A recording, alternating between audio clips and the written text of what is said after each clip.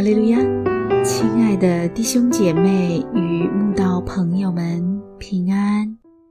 今天我们要分享的是《日夜流淌心中的甘泉》这本书中3月30日我们的眼泪这篇灵粮。本篇背诵金句列王记下20章2到3节。西西家就转脸朝墙，祷告耶和华说：耶和华啊，求你纪念我在你面前怎样存完全的心，按诚实行事，又做你眼中所看为善的。西西家就痛哭了。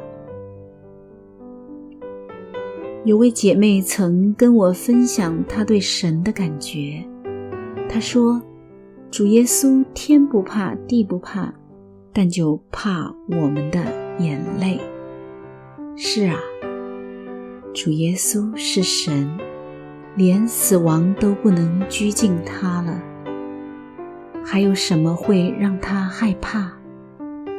但他却深怕我们的眼泪，特别是我们在极度的痛苦中跟他苦苦哀求的眼泪。那眼泪甚至会让他改变了原本的心意。犹大王西西家病了，当以赛亚先知奉神命去告诉他，你当留一命于你的家，因为你必死，不能活了时，他就转脸朝墙，在神的面前哀泣祷告。有谁想得到，以赛亚先知才刚走出皇宫，神的话就临到以赛亚，要他回去告诉西西家，神会医治他，并增加他15年寿命。哦，神真是怕我们的眼泪。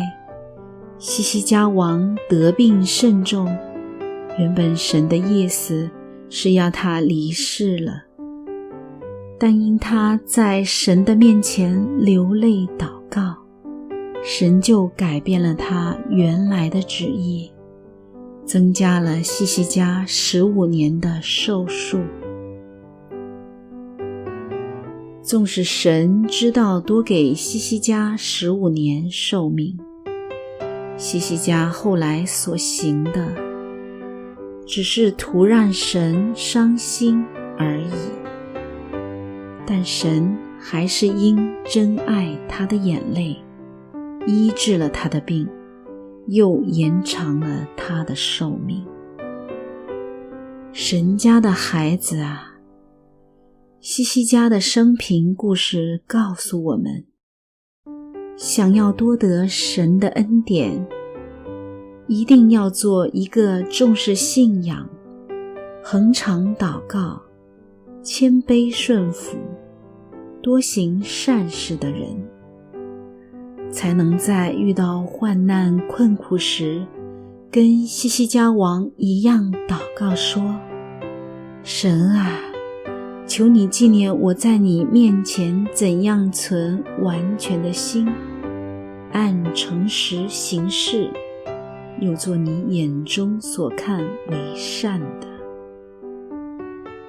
如果我们平常信仰不好，又多行乖僻邪恶之事，恐怕遇到苦难责罚时，根本无脸跟神求什么。